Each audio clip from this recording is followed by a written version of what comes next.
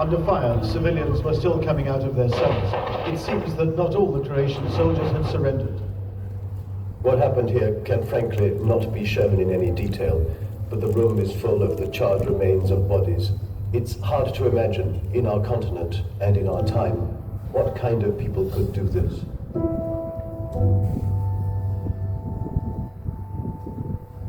Bosnia War was both a civil war and a war of external aggression. It was part of the disintegration of Yugoslavia, with the declaration of independence in June '91 by Slovenia and Croatia. That left Bosnia in a limbo next to be fought for, and the war in Bosnia between its constituent peoples, Muslims, Croats and Serbs. This war ran for 3.5 years and killed, we now know, some 90,000 people and drove more than 1 million from their homes. It was entirely different for the British Army. The mandate was just to escort aid into the people. They were not war fighting, they were only allowed to fire in self-defense. And it was very frustrating for them, and there was a certain feeling of guilt. They saw the effects of certain massacres. They thought, we must have been able to stop this, why were we not? And they become more and more critical of the mandate, and we became critical of the mandate on their behalf. I do have strong memories. I'd never been in a war like this before. The soldiers in their peacekeeping made a difference. I said, when this is over, you're going to be very proud to have done it. And they were.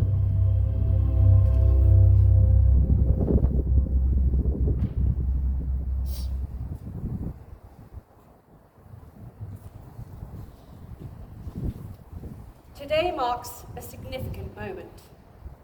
30 years exactly since the signing of the Dayton Accords, the agreement that ended the war in Bosnia and began a slow, fragile move toward peace. We honour not only that milestone, but also acknowledge what came next for our forces and the people whose lives and futures were reshaped by the conflict. The conditions in Bosnia were harsh. A war fought in European towns and villages like our own, but where the brutality of ethnic conflict confronted our servicemen and women every day. We've just heard about the bigger picture of how the war came about. So let's focus now on more individual experiences. First, from 3 veterans whose stories we explore through film. We'll then hear the wonderful voice of Sarah Brown, before we hear a poem read by veteran Joe Hook about Christmas Eve in Vitez, 1993. But first, our 3 veterans. Their stories remind us why remembrance matters, because through their voices, we honour all who served, all who suffered, and all who worked for peace. Bosnia, it was very different. It was largely a humanitarian mission. Gorazda was like a mini version of Sarajevo.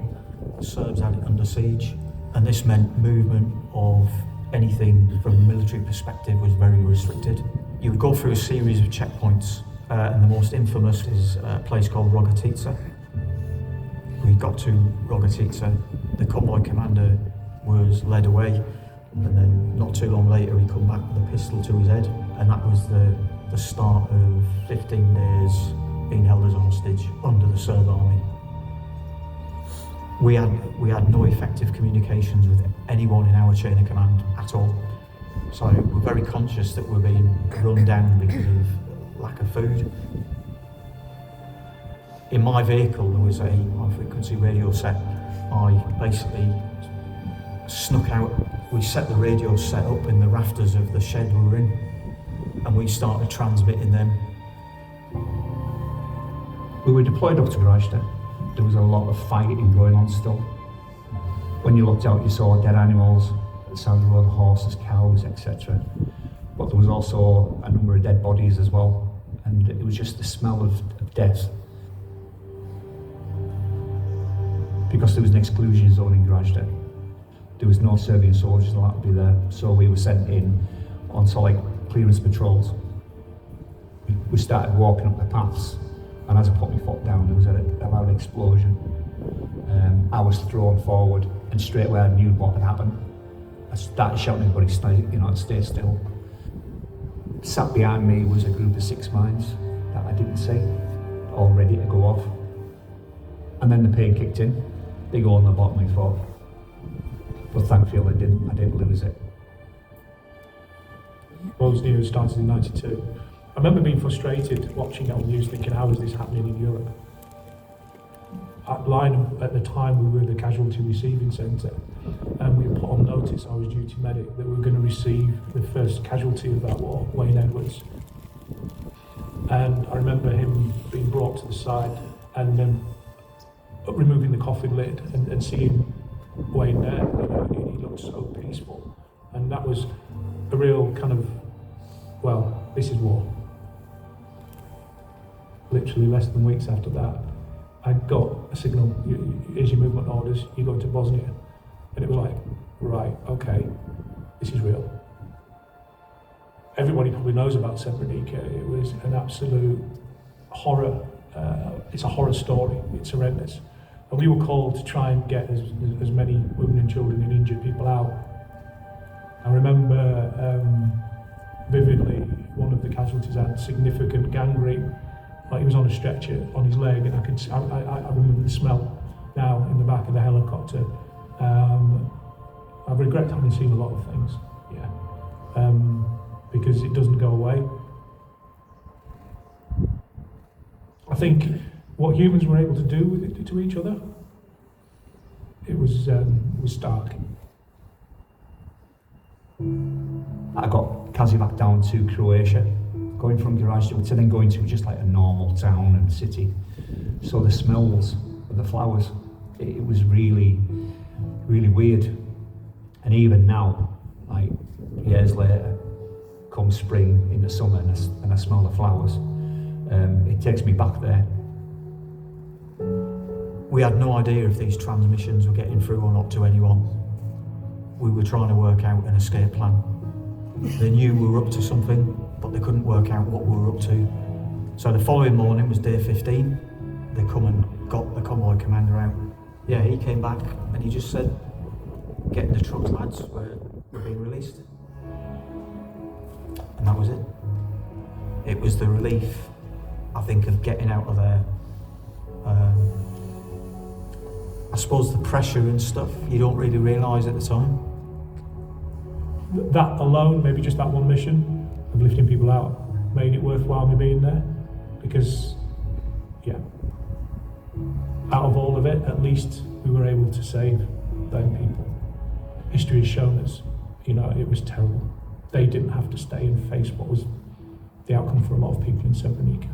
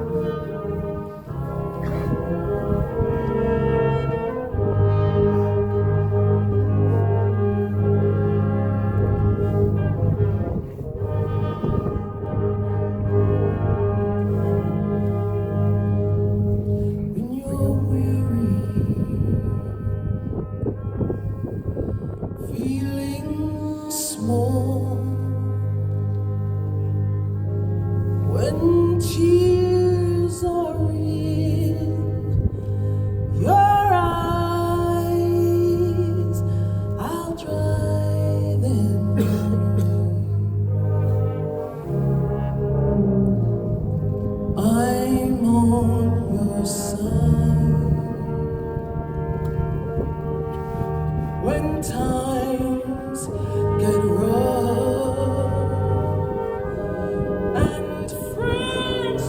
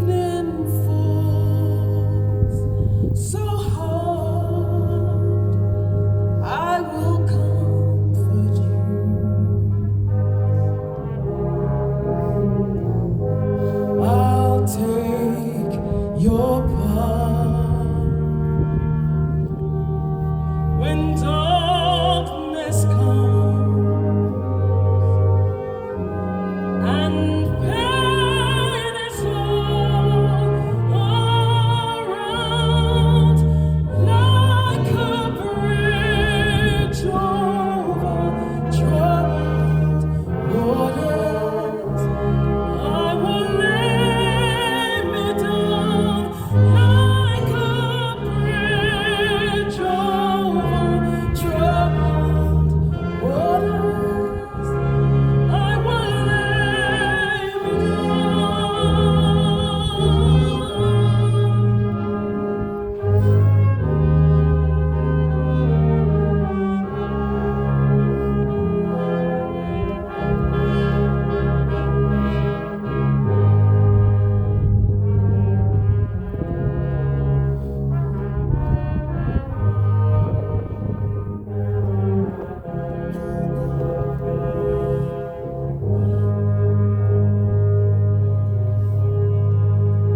Sail on, silver bird, sail on by. Your time has come to shine.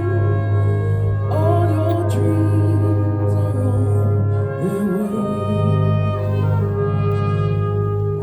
See how they shine. If you need a friend, I'm sailing right behind, like a bridge over troubled waters. I will lead your mind like a bridge over troubled waters. I will lead your mind.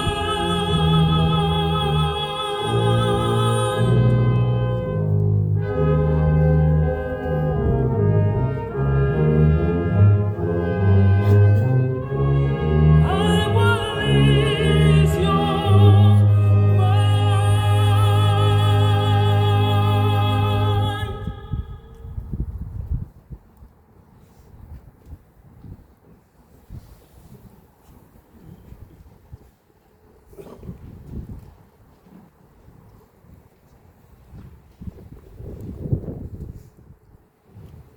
This poem remembers what happened on Christmas Eve in Pt1, 1993. At the base there, as many people as possible were standing packed together in the gym, cameras ready to roll. They were gathered in this unusual setting to sing Christmas carols, due to go out on the BBC News at 10 o'clock that night. As the small arms and mortar fire sounded around them, they sang the carols in this unlikely place.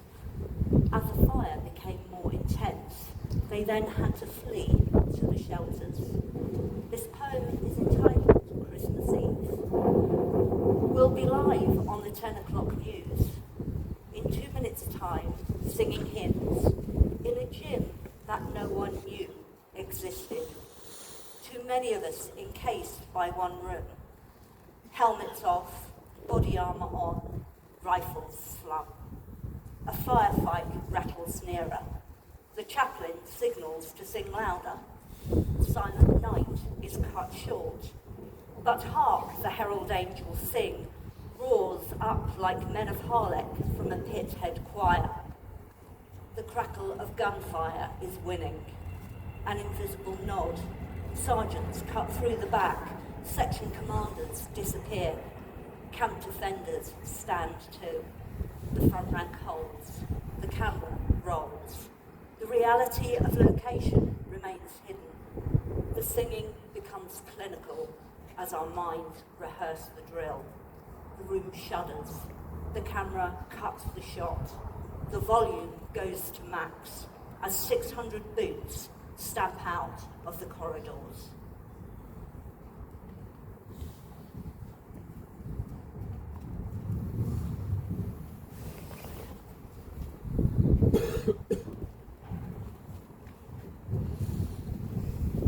We continue with a reading from Professor Paula Holt, a former mental health professional who served in Bosnia, offering a personal reflection from the heart of the conflict. Afterward, we'll take a moment together to remember those who were lost and the families forever changed, accompanied with music from Alicia Lowe's. We will then hear from General Sir Michael Rose, honouring the courage, service and sacrifice shown throughout that difficult time. So first, I'd like to introduce Professor Paula Holt. In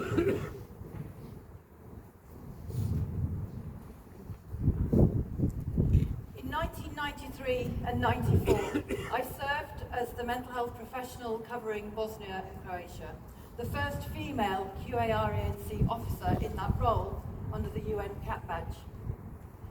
At Christmas in 93, I was there when we all crammed into the gym to sing carols for the BBC broadcast, as the poem has just described. Back then, it was just me, my flak jacket, and whatever helicopter or armoured vehicle could get me to where I was needed, where the trauma was. In supporting our people, I saw what they saw, sitting beside them in the rubble, the mud, the cold, and helping them to put into words and process things that no human expects to witness. Bosnia was complicated, and amid that confusion, the brutality was stark. Ethnic cleansing wasn't abstract, it was real. What struck me most was how quickly neighbour turned against neighbour, how language became so hateful so fast. This was Europe, once familiar and suddenly unrecognisable. Yet in that darkness there was humanity. I saw our people supporting orphanages, delivering aid, helping the elderly and children's homes, carrying hope into places that had forgotten what hope looked like. Under the UN, we often felt helpless, unable to intervene when everything in us wanted to. Troops came to me devastated because they felt that they couldn't save those in front of them. I learned that there was no predictable response to trauma. Everyone carries it differently. There's no algorithm, only compassion, kindness, patience, and time. I remember when one of our servicemen died, clearing explosives. I saw the scene, and his friends were witnesses to the horror of his death, and they were shattered. That afternoon, we sat together, crying, laughing, sharing stories, and having a beer. It was a poignant moment, supporting them and supporting each other. And later, at his funeral, those same men carried their friend home with honour. That's service, not stoicism, but brotherhood, sisterhood, and love. Coming home after a tour was its own battle for all of us.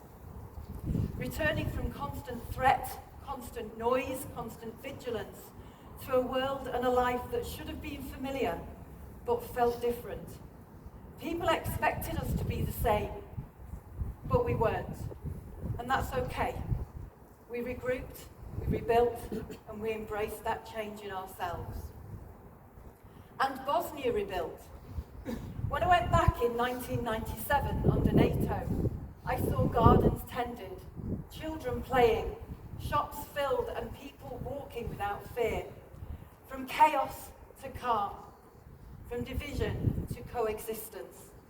And that is what I take from my time there. That's what we helped make possible.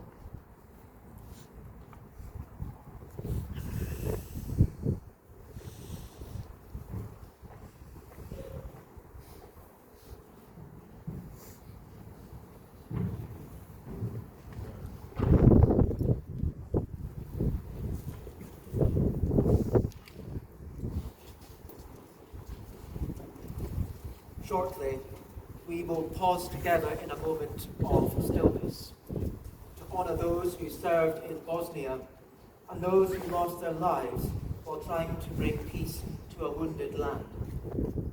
Their service marked a profound shift in what it means to wear the uniform, to protect the vulnerable, to stand between danger and the defenceless, and to heal as much as to fight. quiet, often unseen. Moments of courage that lived only in the snow, the smoke, and the memories of those who were there.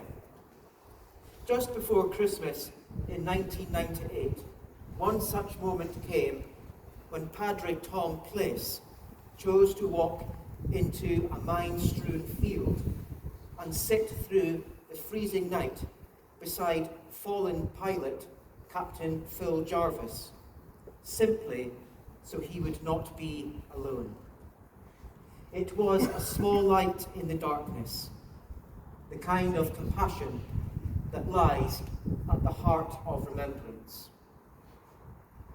Today, we honour all who served, all who suffered, and all who still carry the echoes of that time. We look back with gratitude, but we also look inward to understand the cost of peace and forward to safeguard it.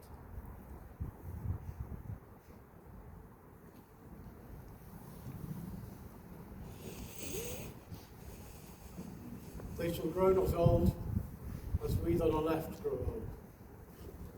Age shall not weary them, nor the years condemn. At the going down of the sun, and in the morning, we will remember them. We will remember them.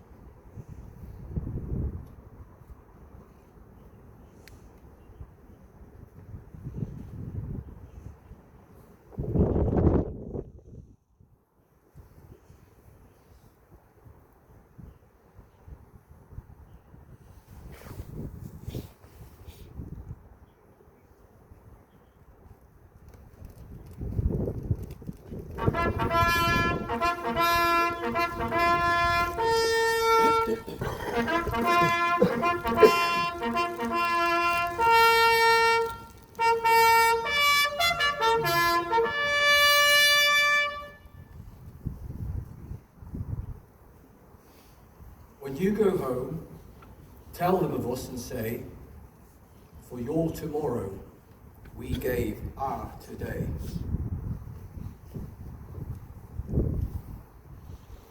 In the quiet of those moments, we each held something, a memory, a name, a story, or simply the feeling of lives interrupted too soon. That silence binds us to the men and women who served in Bosnia and to the families whose loss did not end when the conflict did. Their legacy is not only written in history, but in the lives that were shielded, the communities rebuilt, and the peace that endures because of them. As we lay our wreaths, may these flowers stand for what we cannot put into words: our respect, our sorrow, our deep thankfulness. Honouring the courage of the fallen, may their example continue to steady us and remind us of the human cost and the human purpose of peace.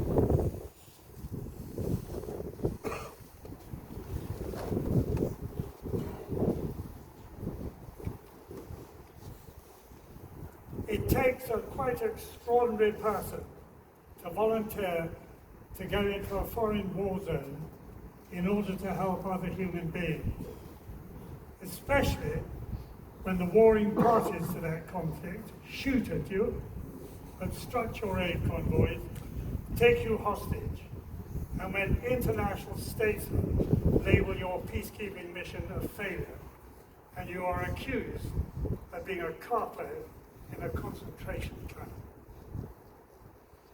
Yet none of the peacekeepers, certainly none of the 23,500 young people who served under my command in 1994 in Bosnia, as part of the United Nations Protection Force, ever lost their faith or wavered in their determination that the mission should succeed. As a result of their endeavours, 2.7 million people who were wholly dependent on United Nations aid were able to survive the terrible consequences of that three-sided civil war.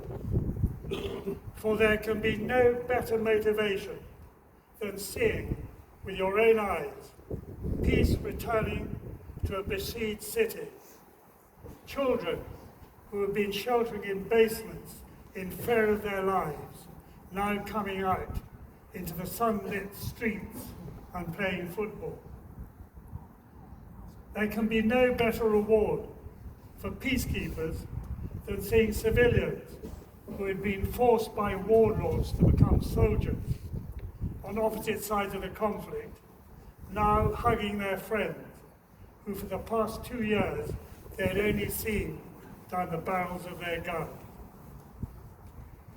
And of course the Dayton Peace Accord, it was often those same young peacekeepers who helped the stabilization and reconstruction of that country, something that is still going on today.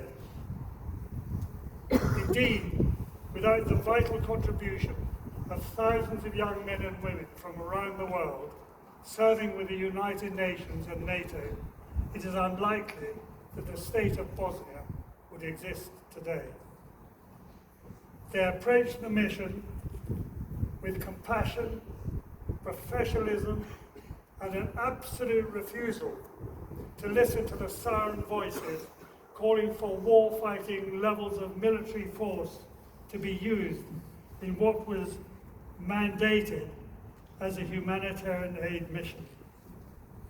Sarah de Mello de Vello, the head of the civil affairs in Bosnia, later tragically killed in Baghdad, once explained to Sakar, the military head of NATO, "You cannot feed people if you are bombing them." Or as I put it, you do not go to war in white-painted vehicles. Our mission was to alleviate human suffering and to help bring about the conditions in which there could be a peaceful resolution to that conflict. And in that, you succeeded extraordinarily well, but at a very heavy cost. Nearly 170,000 young peacekeepers lost their lives during that conflict, of whom 18